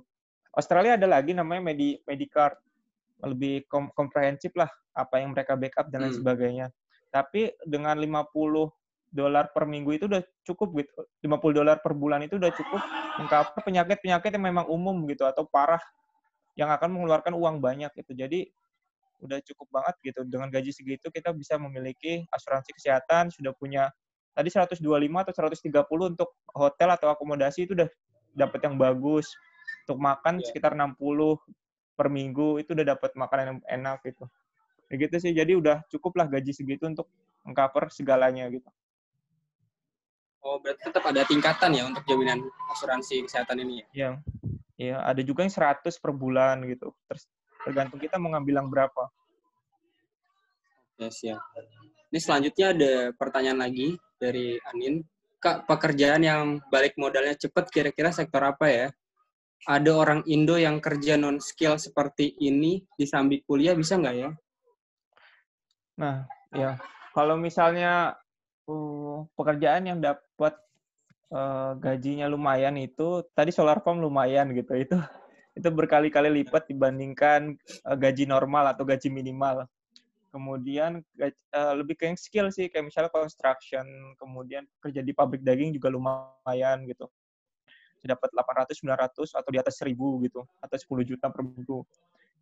Itu pekerjaan-pekerjaan yang skill. Kalau misalnya kayak di farm gitu-gitu, nggak begitu banyak gitu, karena tergantung kita, tergantung buah kita yang kita petik, ya tergantung kecepatan kita gitu. Terus tadi apa satunya? Kira-kira bisa nggak yang nggak ada skill, tapi bisa diambil kuliah? Oh, itu visanya student. Beda visanya. Yeah. Kalau visa student itu kita bisa bekerja juga. Cuma maksimal 20 jam per minggu gitu. Atau katakanlah 4 jam per part time. Karena mereka nggak mau mereka fokus ke kerja gitu. Kalau WHV kan bisa lebih dari 40 jam atau 8 jam per hari. 8 kali 5, 40. Kalau misalnya student itu cuma dibatasi 20 jam per minggu gitu. Dan agak sulit gitu kerjaannya dan gajinya nggak sebanyak WHV gitu. Oke. Siap. Berarti tetap diperbolehkan ya? Iya. Asik juga sih sebenarnya. Kemudian mungkin untuk aku juga penasaran kira-kira di Australia itu untuk tempat jalan-jalan kira-kira ke daerah mana ya Mas? Apakah di sana itu kayak kan Australia itu katanya kan di sana banyak hewan-hewan liar yang berkeliaran gitu ya? Dan beberapa katanya ada yang buas gitu loh. Iya. Kira-kira gimana itu? Apakah emang dibiarin aja apa ada pengelolaan untuk hewan? Iya. Jadi memang kalau di Australia itu dari segi hewan itu banyak hewan-hewan yang mematikan gitu. Kayak ularnya itu termasuk yang mematikan di dunia. Laba-labanya juga mematikan di dunia.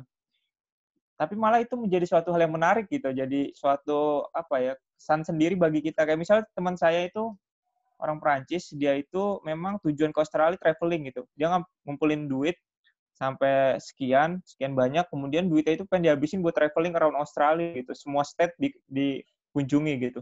Setiap kali dia malah pengen lihat hewan-hewan buas gitu. Dia ada di snapgramnya lagi ngelihat ada buaya gitu, lagi di sungainya, kemudian direkam ada ular dan lain sebagainya gitu. Ya malah seneng begitu. Jadi tantangan sendiri buat kita. Iya, Panji Petualang. Mancing mania.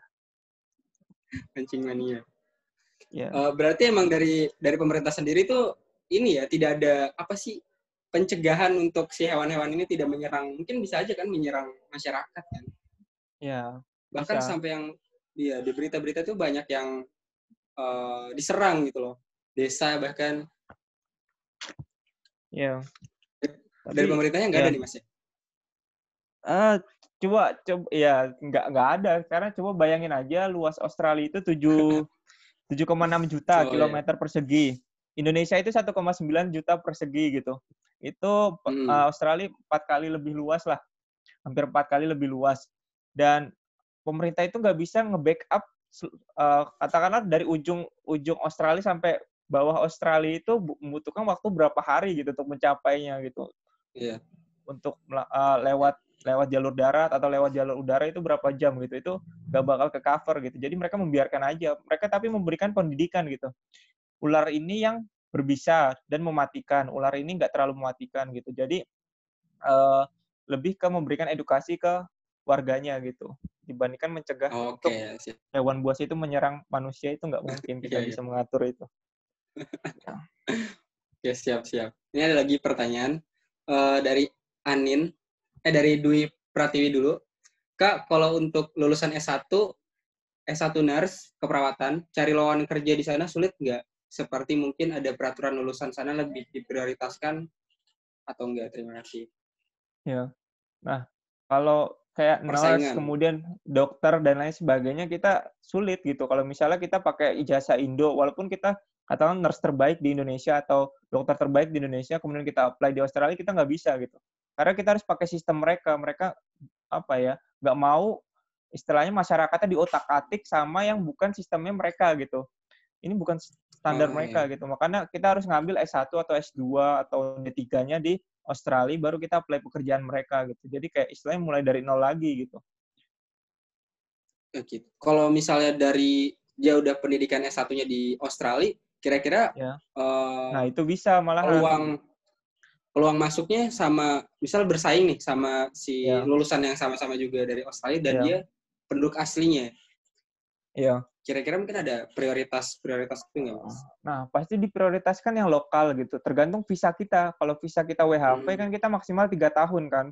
Dan ini nggak menarik buat mereka karena mereka untuk mengisi suatu posisi medis mereka butuh yang permanen. Kalau bisa selama-lamanya di situ gitu. Kalau misalnya kita cuma 3 tahun terus pindah, atau katakanlah kan kita bisa juga misalnya kerja 1 minggu nggak suka pindah bisa gitu. Itu malah mereka nggak senang gitu. Mereka pengen yang orang lokal. Kalau visa kita permanen, kayak misalnya PR, kita malah bisa gitu. Sama kayak kita orang lokal gitu. Kita bisa bersaing. Tapi kalau visa kita WHP, apalagi student, nggak bisa. Susah. Oke, siap. Berarti perlu ganti visa dulu ya, Mas ya? Iya, visanya harus di-upgrade ke PR namanya. Oke, siap. Selanjutnya dari Anin. Nah, aku pernah baca artikel juga di Aussie. Sering kejadian ular pada masuk plumbing system di rumah-rumah. Ada jaminan safety untuk kasus seperti ini nggak, Mas? Wah. Nah, itu kalau berarti iya. Itu nggak ada gitu, safety gitu. Bahkan itu malah kalau misal musim panas, Australia kan tahu kan, waktu itu musim panas, Australia jadi tempat terpanas di dunia gitu, bahkan lebih parah dari Arab Saudi. Ada yang capai 50 di atas 50 derajat, ada kebakaran dan lain sebagainya. Nah, itu ketika musim panas itu ular pada kemana-mana gitu, pada masuk ke rumah warga dan lain sebagainya gitu. Dan cara mereka mengatasi itu ya dengan mengedukasi warganya gitu. Kita nggak bisa ngatur ular, kita ngasih peraturan ular masuk sini terus dihukum, nggak bisa gitu. Ular kan makhluk hidup gitu. Makanya ya cuma memberikan edukasi ke warga, ini ular yang berbahaya, dan orang Australia tahu gitu, yang mana yang berbahaya mematikan, yang mana yang biasa aja gitu. Siap. Oke, selanjutnya ada pertanyaan lagi. Kak, apakah benar 90% penduduk Australia kebanyakan tinggal di perkotaan? Jika benar, kebayang sepinya pedesaan ya? Nah, kalau persen ada ketawanya gitu ya. Iya, ada ketawanya. Kalau tapi ketawanya nggak kayak gitu kayaknya. Nah, kalau persenannya itu saya kurang paham gitu. Tapi memang di desa itu sedikit banget orangnya dibandingkan di kota gitu. Kayak misalnya mobil itu jarang dan lain sebagainya. Kalian tiduran di jalan pun juga nggak masalah gitu, karena mobil jarang lewat sana. Tapi pemerintah Australia berusaha semaksimal mungkin. Makanya ada program kalau kita pengen memperpanjang visa kita harus ke desa kan gitu. Makanya kita kayak itu semacam trik dari pemerintah Australia supaya desanya terisi, supaya desanya bangkit. Pemerataan gitu. ya? Iya, pemerataan dari backpackersnya itu. Tapi semakin banyak kuota, semakin bagus juga buat negara mereka sih. Kayak misalnya Indonesia dari 1.000 jadi 4.000, kemudian banyak yang ke desa nantinya. Dan di desa kadang ada keunggulan khusus. Kita bisa kerja di mana aja. Kayak di hospitality, di mana lowongan lebih banyak juga kadang. Kayak gitu sih. Siap. Berarti cuman kalau di desa itu lebih kecil aja ya Mas ya gajinya? Enggak, sama aja gajinya. Karena mereka udah sama standar. aja? Sama.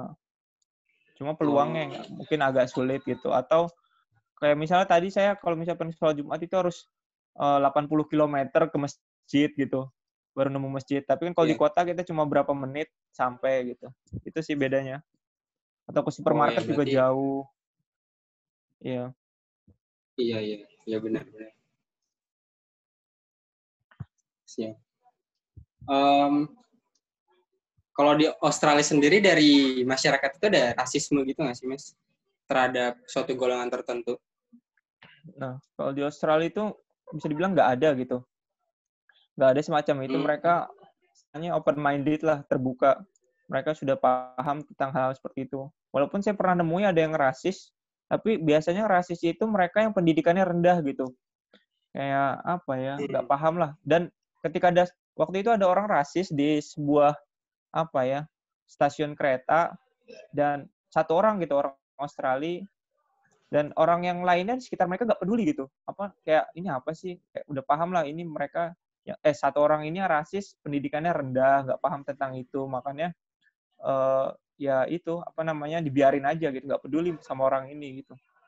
Kalau misalnya kayak saya sholat di taman, saya sholat di mana, itu mereka juga baik-baik aja gitu, nggak mempermasalahkan itu. Iya, selagi nggak mengganggu mereka.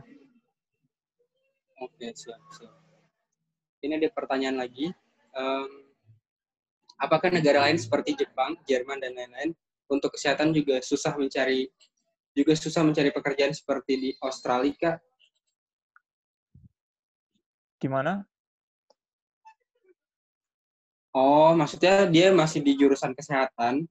Cuman mungkin ini pandangan dari Mas Wildan aja. Negara lain seperti Jepang dan Jerman, apakah juga susah mencari pekerjaan di sektor kesehatan? Ya, sama sih. Karena visa mereka nggak kuat gitu. Mereka pengen nyari yang orang lokal yang bisa tinggal selama-lamanya, kerja di sana selama-lamanya. Walaupun katakanlah di Amerika gitu, bisa dibilang lebih maju atau lebih sistem kesehatannya atau setara, tapi mereka pengen yang standar Australia gitu, atau standar internasional yang diakui dunia. Kemudian visanya nggak kuat ya sama aja gitu, kayak backpackers biasa. Mereka pengen orang lokal yang PR lah minimal gitu. Visa kita bisa tinggal selama-lamanya di Australia. Iya. Kurang lebih emang mirip-mirip sih sebenarnya kalau dari kesehatan. Iya. Kecuali mungkin bikin apotek sendiri kali ya. Iya. Buka praktik sendiri dia. Oke, selanjutnya ada pertanyaan lagi. Bagaimana dengan komunikasi warga Indonesia di sana? Apakah banyak dan sering mengadakan event komunitas-komunitas di sana, Mas? Iya, kalau komunitas juga ada di Indonesia. Kayak misalnya di kota-kota besar biasanya sih. Di Sydney, kayak komunitas Muslim Indonesia di Sydney. Kemudian komunitas apa lagi gitu di Melbourne ada. Bahkan di Melbourne sama Sydney ada sebuah kota yang banyak orang Muslimnya di sana gitu. Kayak misalnya di Sydney di Lakemba, di Melbourne juga ada. Jadi banyak kok, asalkan di kota besar. Event-event yang sering diadain? Kayak misalnya main futsal 17 Agustus. Kemudian kayak Idul Fitri gitu, itu ada. Kalau mungkin ada pagelaran seni kayak gitu, ada nggak? Memperkenalkan seni dan budaya? Pernah ada ya event-event gitu. Oke.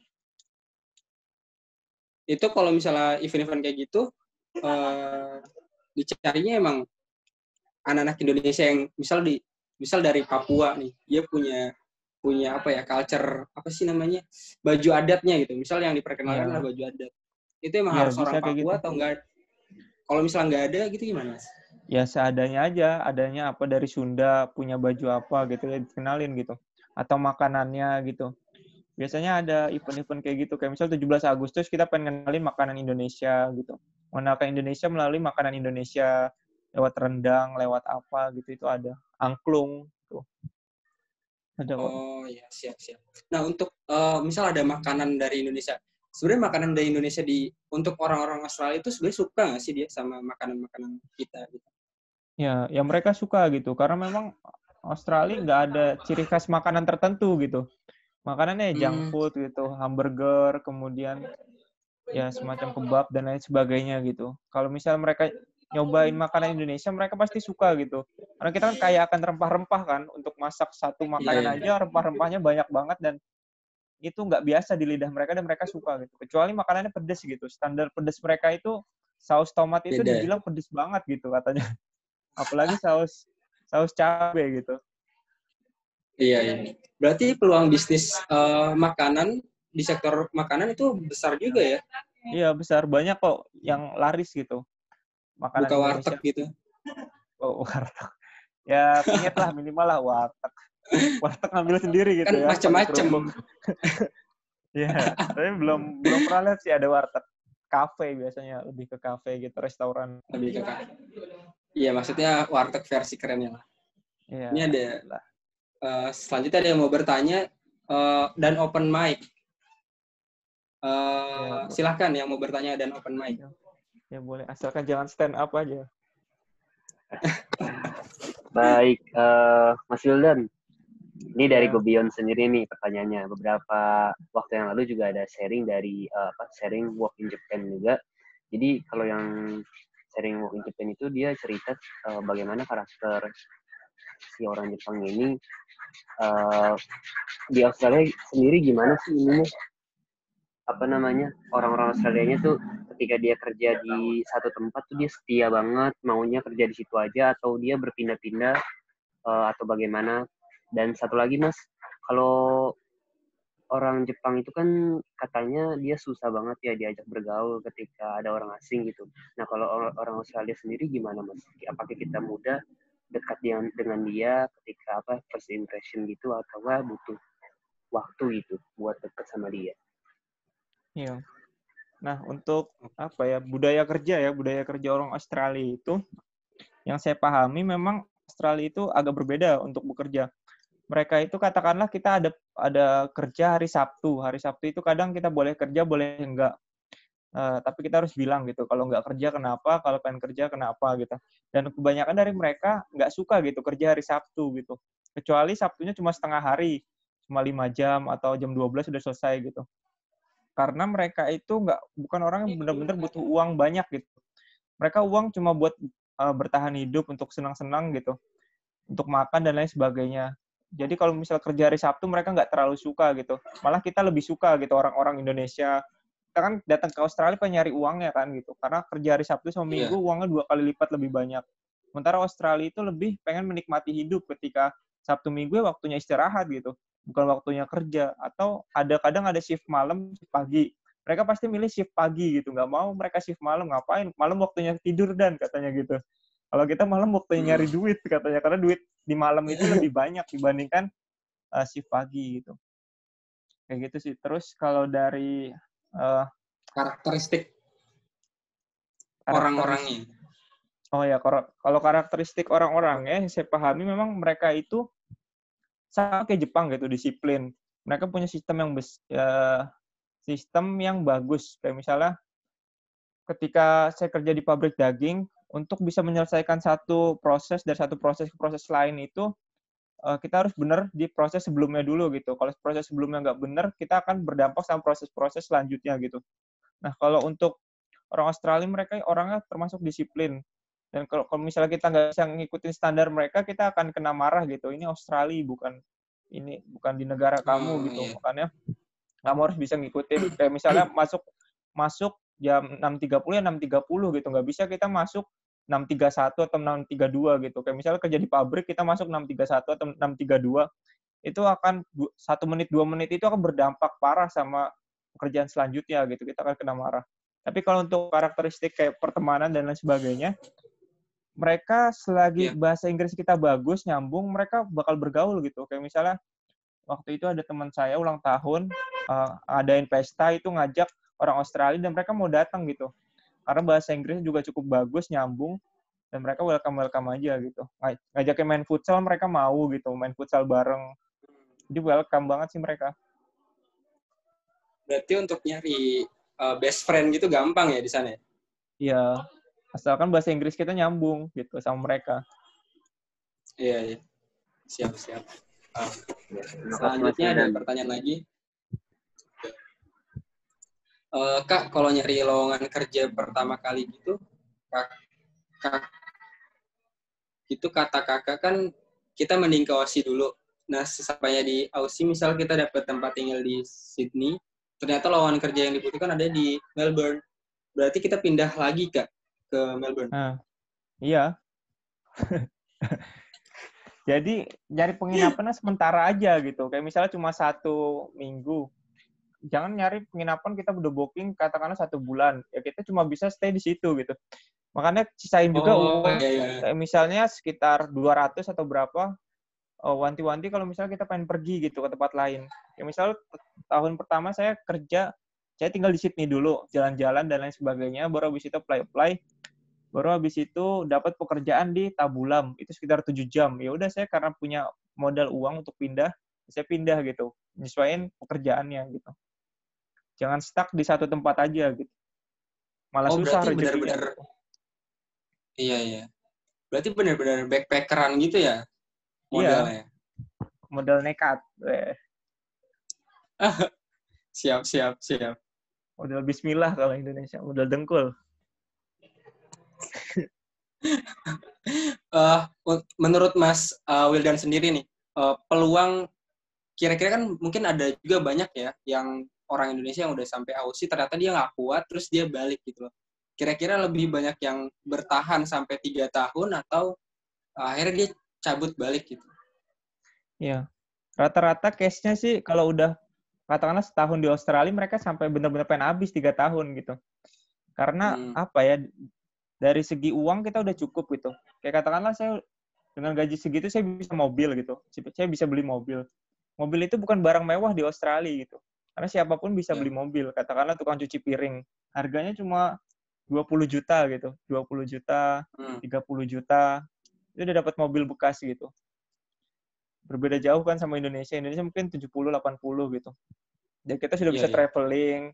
Dan kita menikmati sebuah sistem yang memang bagus gitu. Membuat kita nyaman, nggak ada kebisingan, nggak ada kemacetan, nggak ada banjir, dan lain sebagainya. Hidup cuma fokus sama diri kita, kebahagiaan kita gitu. Menciptakan kebahagiaan yang pengen kita cari gitu. Gitu sih. Malah ketenangan pengen sampai iya, udah karena semuanya teratur gitu. Saya juga sharing sama teman saya, apa yang membuat kamu pengen bertahan gitu terus sampai di Australia. Dia malah pengen sampai apply PR gitu, permanent resident. Karena semuanya teratur dan di sini gitu. Semuanya teratur, nggak ada kemacetan. Peluang orang jadi stres itu sedikit gitu. Nggak ada kemacetan, nggak ada kebisingan, gajinya cukup, tempat tinggal ada gitu. Biaya hidup juga nggak terlalu mahal ya? Kalau misalnya kita udah kerja nggak mahal, tapi kalau misalnya kita nganggur mahal. Tuh. Siap.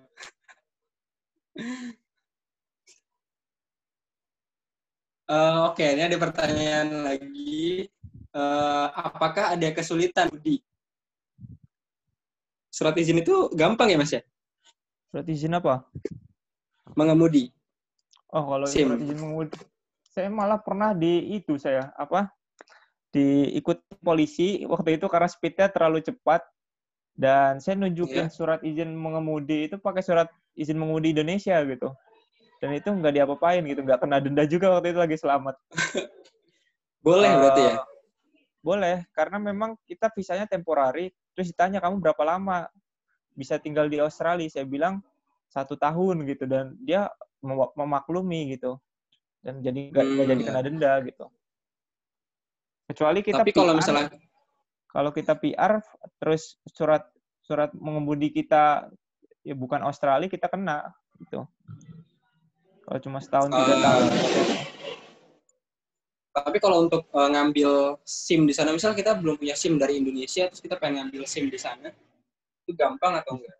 Ya bisa juga, tapi agak sulit karena ada tesnya kan benar-benar tes kan. Kalau di Indonesia Nggak ada kan calo bisa ya? nggak ya, di Australia benar-benar tes, ada ujiannya harus benar gitu. Ada lesnya juga sebelumnya gitu. Oh, siap-siap. Benar-benar tes driving lah ya. Iya, benar-benar Ya, tes. ya, siap. Selanjutnya, ada pertanyaan. Berarti setelah apply WHV ini, setelah habis masa 3 tahun, perpanjang WHV ini, tapi tujuannya ambil kuliah di sana, biaya sendiri. Boleh nggak? Setelah WHV. Oh, mungkin ya setelah WHV selesai. Ya, kalau setelah WHV nggak apa-apa Lanjutnya gitu. boleh. Kalau pakai WHV buat kuliah kita nggak bisa gitu. Kita harus pakai visa student kalau pengen kuliah. Tapi kalau misalnya habis WHV kan 3 tahun selesai, kita ambil kuliah pakai visa student bisa. Tuh. Ya, berarti bisa dikatakan downgrade gitu ya? Enggak downgrade, enggak upgrade karena visanya setara. Enggak ada khusus atau apa. Nggak ada yang lebih tinggi. Oke. Kalau visa student itu berapa tahun, Mas? 4 atau 5? Tergantung berapa lama kita studinya. Kalau misalnya studinya 4 tahun, kita bisa dikasih 4 sampai 5 tahun, dilebihin sedikit gitu. Sampai kita lulus lah. Iya. Oke. Onis, menambahi pertanyaan tadi SIM. Berarti untuk tes, jadi tes driving-nya, tes SIM-nya itu cukup sulit ya? Terus kira-kira biayanya mahal nggak? Ya, kalau pakai apa ya? Kalau kita udah kerja di Australia jadi nggak mahal sih. Tapi kalau misalnya kita masih pakai patokan Indonesia mahal. Aku kurang paham berapa mahal atau enggaknya gitu. Mungkin 500 atau 600, 5 juta atau 6 juta gitu. Kurang paham juga gitu. Cukup mahal ya? Iya. Tapi kalau udah kerja mungkin, di Australia sebulan ya nggak mahal. Iya, iya. Atau mungkin ini kali, di sana peluang jadi supir atau dari driver itu lebih banyak kali, Mas. Iya, kalau kita punya skill itu peluang kita dapat kerjaan lebih banyak. Kayak misalnya, aku punya sertifikat forklift. Forklift, tahu nggak? Itu yang ngangkat box ke atas gitu, kemudian mindahin. Itu dari itu aja saya bisa dapat kerjaan di forklift gitu. Tempat saya bekerja ini gitu. Jadi lebih banyak kayak construction saya ambil skill white card di bidang construction, saya bisa apply di white card, saya bisa apply di bidang construction. Di bidang construction ada banyak, ada civil, kemudian ada yang project, ada yang labor doang gitu. Ada yang di solar farm dan lain sebagainya, jadi malah lebih banyak gitu. Supir juga sama. Iya. Berarti gimana? Kalau kita bisa supir truk di Australia itu gandeng sampai banyak gitu, 2 atau 3 gitu. Panjang banget. Kalau kita bisa ngendarain itu malah peluang kita lebih banyak gitu, dapat kerjaan kayak gitu. Berarti nggak masalah ya kalau SIM-nya itu SIM Indonesia gitu? Kalau SIM buat mengemudi mobil biasa nggak masalah, tapi kalau buat mengemudi mobil khusus harus pakai SIM mereka. Kayak truk gandeng 2 atau gandeng 3 itu harus pakai SIM mereka. Iya. Asik juga sih kayaknya jadi supir truk di sana. Pemandangannya keren kayaknya. Impian sejak lahir. Impian kamu. Melihat game saja ya. Oke, mungkin teman-teman ada yang mau ditanyain lagi?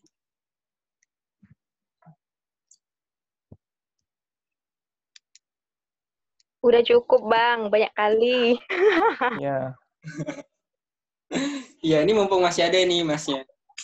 Udah tuntas semua rasanya. Iya. Oke, siap.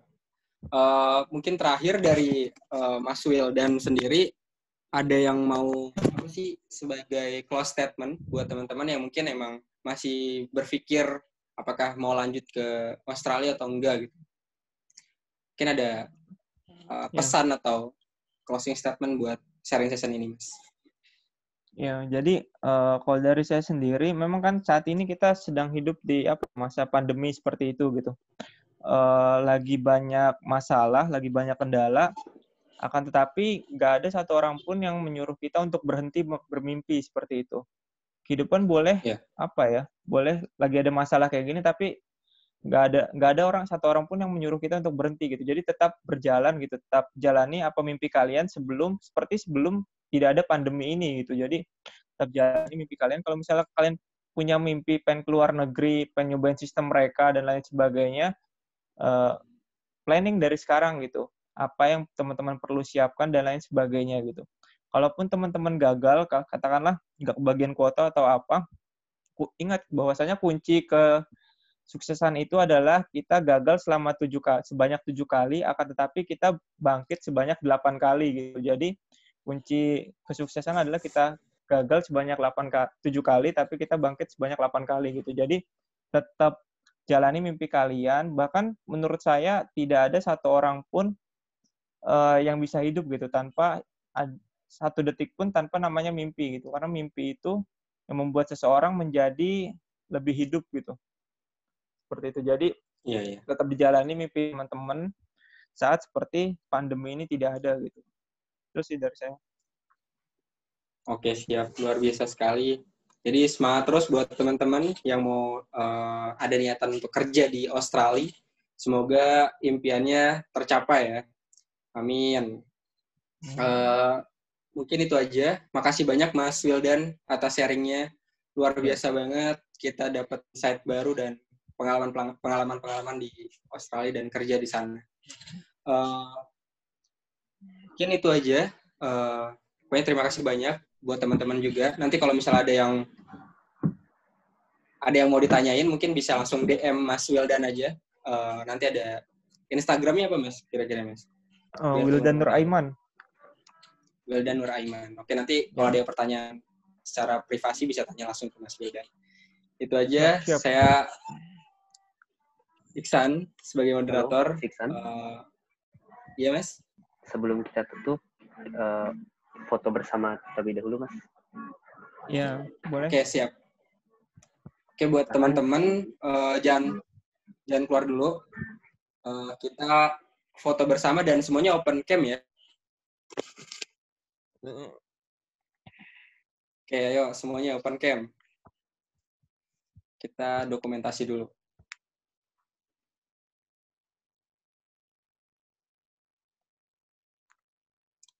Oke, ayo teman-teman. Masih ada yang belum nih?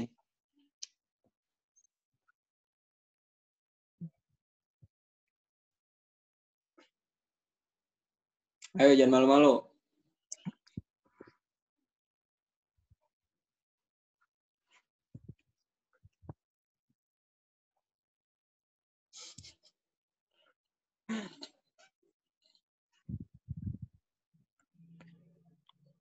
Oke, kita foto ya.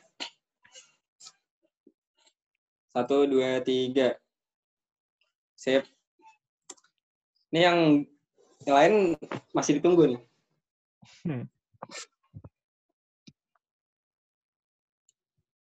Oke, mungkin itu aja Mas ya.